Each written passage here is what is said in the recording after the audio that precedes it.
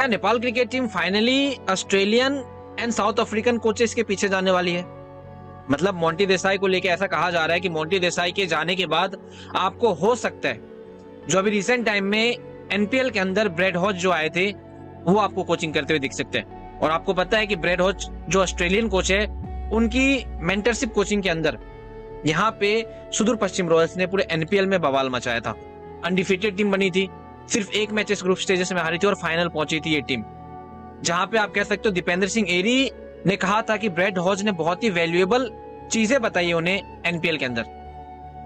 तो क्या फाइनली अब नेपाल क्रिकेट बोर्ड एशियन सब कॉन्टिनेंट, इंडियन सब कॉन्टिनेंट से निकल के फॉरेनर जो सेना कंट्रीज के कोचेस है उनके पास जाएगी? क्योंकि इनमें सिर्फ एक नाम ब्रेड हॉज नहीं, एक और नाम यहाँ पे जो है आ रही है, जो हो सकता है मे भी नेपाल क्रिकेट टीम के कोच बने अगर मोंटी देसाई के कॉन्ट्रैक्ट को एक्सटेंड नहीं किया जाता है तो, जिसका नाम है यहाँ पे पैडी ओप्टन।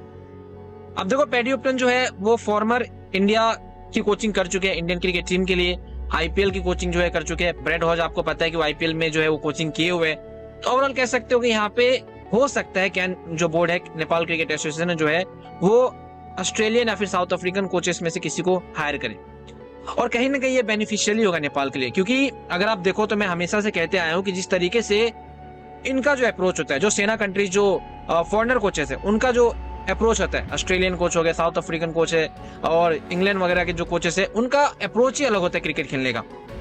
एंड नेपाल क्रिकेट को उसकी बहुत ज्यादा जरूरत है। मैं ऐसा नहीं कह रहा हूँ कि कोच मोंटी देसाई बहुत ही बुरे कोच थे या फिर उनसे नहीं हो रहा, क्योंकि अगर पारासरका सर का इंटरव्यू भी अगर आप सुनोगे, रिसेंट में पारासरका सर से कोच मोंटी देसाई के बारे में जो है यहाँ पे पूछा गया कि कोच मोंटी देसाई का यहाँ पे जो कॉन्ट्रैक्ट है उसे एक्सटेंड मतलब बढ़ाया जाएगा या नहीं बढ़ाया जाएगा। तो पारासरका सर ने इसका जवाब जो है थोड़ा बहुत कंफ्यूजिंग दिया। उन्होंने यहाँ पे पूरे तरीके से मना भी नहीं किया, उन्होंने यहाँ पे पूरे तरीके से एक्सेप्ट भी नहीं किया कि यार कोच मोंटी देसाई रहने वाले। उन्होंने ऐसा कहा कि मोंटी देसाई का टाइम पीरियड बहुत ही ज्यादा अच्छा था। मतलब 2023 में अगर आप देखो तो कोच मोंटी देसाई के आने के बाद ओडीआई स्टेटस जो नेपाल का खतरे में था वो बचा। उसके बाद नेपाल जो है वो एशिया कप के लिए क्वालिफाई हुई, नेपाल जो है 2024 वर्ल्ड कप के लिए क्वालिफाई हुई एंड नेपाल ने बहुत बड़े बड़े इवेंट खेले कोच मोंटी देसाई के टेन्यूर में।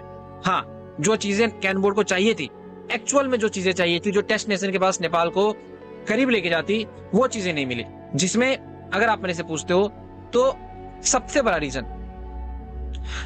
रीजन वो 2024 का वर्ल्ड कप था, जहां पे नेपाल को कह सकते हो बहुत ही कम रन के टारगेट जो है मिले थे, लेकिन नेपाल उसे चेज नहीं कर पाई। एंड कहीं ना कहीं कैन बोर्ड की एक्सपेक्टेशन थी कि मोंटी देसाई की कोचिंग में जो है वो चीजें हो जाती।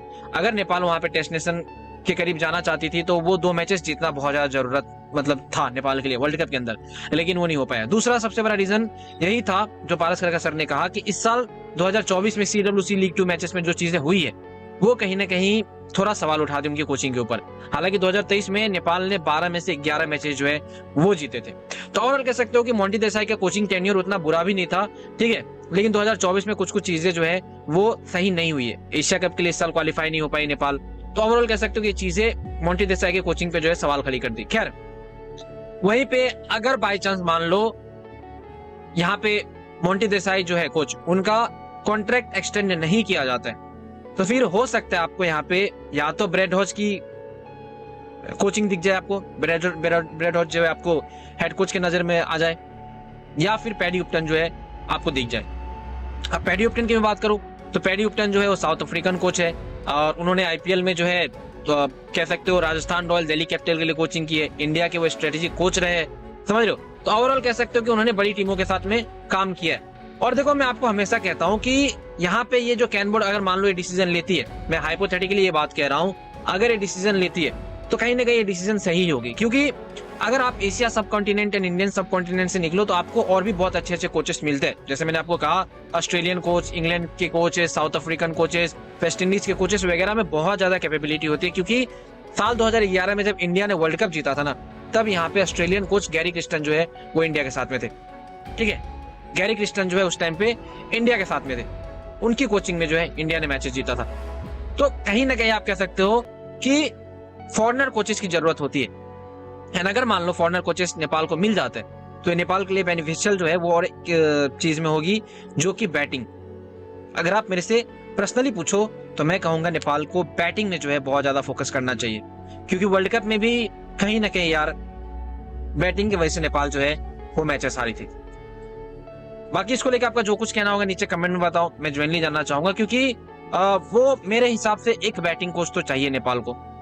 मतलब आप फॉरेनर कंट्री के ही कोचेस लेके आओ, और अगर मान लो ब्रैड हॉज या पैडी उपटन जो भी बनते हैं वो फिर अपने हिसाब से मैनेजमेंट जो है रखेंगे, अपने हिसाब से बैटिंग कोचेस वगैरह जो है रखेंगे।